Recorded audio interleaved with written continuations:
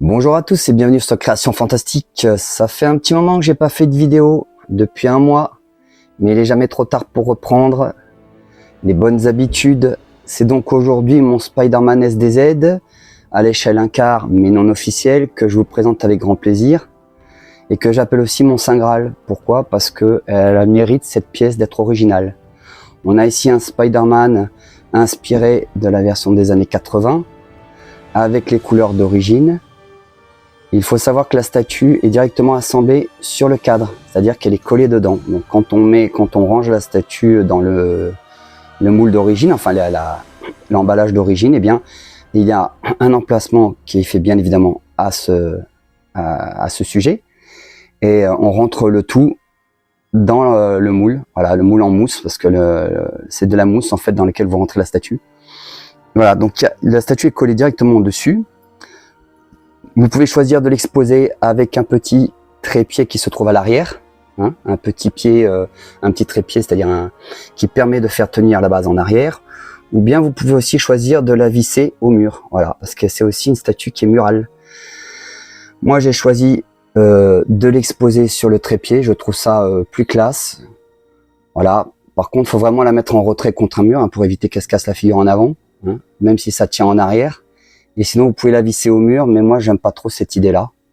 Voilà, donc il y a des emplacements à l'arrière du cadre qui vous permet, avec des vis qui sont livrées avec, de visser votre statue sur un mur. Voilà.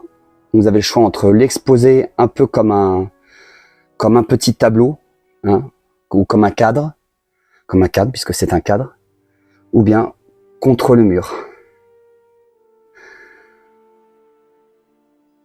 Donc ici, l'on retrouve, comme je vous le disais à l'instant, le Spider-Man des années 80 avec ses couleurs d'origine, qui est donc collé sur le cadre, hein, sculpté dans le cadre, en relief. Et on a aussi un grand nombre de ses ennemis, si ce n'est pas tous, qui sont aussi sculptés dans le cadre, ce qui nous donne un petit effet couverture comics ou une planche à dessin. Vous voyez, mais en version couleur. Voilà, tout en relief, puisque les illustrations de ces ennemis sont aussi sculptées sur la résine, dans une sorte de relief, vous voyez, incrusté. On reconnaît nombre de ces ennemis que je vous présente ici. Je pense que vous arrivez à les distinguer. Alors certains sont bien cachés derrière la statue, c'est pas évident de les saisir, de les attraper. Mais j'essaie de vous en montrer un grand nombre,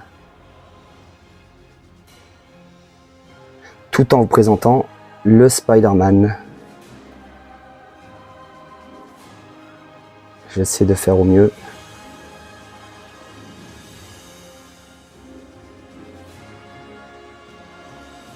En sachant que l'on retrouve réellement ici la pose de Spider-Man dans sa version araignée. Voilà, une pose araignée.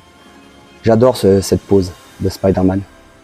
Ouais, on a vraiment l'impression de retrouver une couverture de comics, Strange ou Speedé, ou bien une planche à dessin, vous voyez, juste une illustration, enfin on pourrait dire une planche à dessin avec le personnage au milieu et tous ses ennemis qui l'entourent sur le cadre. Cadre qui est réalisé en résine, hein. Ce n'est pas du bois, non, non, non, non, non, tout est en résine. Et oui, je sais, c'est trompeur, hein, c'est ce qu'on appelle un trompe-l'œil, mais tout est en résine. Voilà. Franchement, pour moi, c'est une statue Saint Graal. Certains me diront non, il n'y a rien de... peut-être rien d'original là-dedans, mais moi je trouve qu'au contraire, elle est très originale. Entre le cadre et les ennemis incrustés dedans et le Spider-Man en pose araignée avec ses couleurs d'origine et le The Amazing Spider-Man incrusté en bas à droite, eh bien je la trouve tout à fait originale. C'est pas souvent que l'on voit des pièces de ce type, que ce soit en officiel ou en non officiel. Voilà pourquoi j'adore cette pièce. Et je l'ai eu par coup de chance quand je suis allé, quand j'ai contacté le magasin à l'époque, le patron, j'ai eu directement le patron qui me dit on n'en a plus. C'est en rupture de stock, mais il me dit sait-on jamais, si j'ai quelque chose pour vous, je vous tiens au courant. Et quelques jours plus tard, il me recontacte par ma boîte mail et me dit on a une annulation de la part d'un autre client, ce qui fait que j'ai pu récupérer eh bien l'annulation de ce collectionneur qui m'a été ensuite attribuée. Et voilà comment la statue est arrivée chez moi. Voilà. À l'époque, j'en avais eu pour, je crois, entre 500 et je sais plus, 700 euros, parce qu'il fallait compter les frais de port qui étaient un peu élevés. Ouais, entre 500 et 700 euros. Voilà.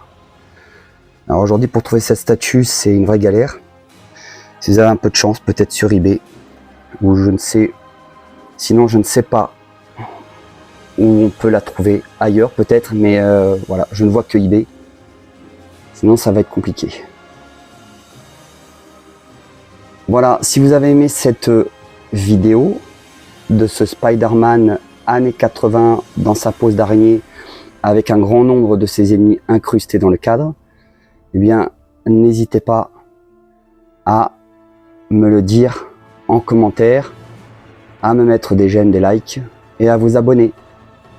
Pour ma part, je vous dis à bientôt pour de prochaines vidéos, donc la suite de mes aventures. Et avant de finir, la petite carte, voilà, je vais essayer de recentrer, là, ici, là, et c'est là, alors je vais vous dire ça, numéro 31 sur 100,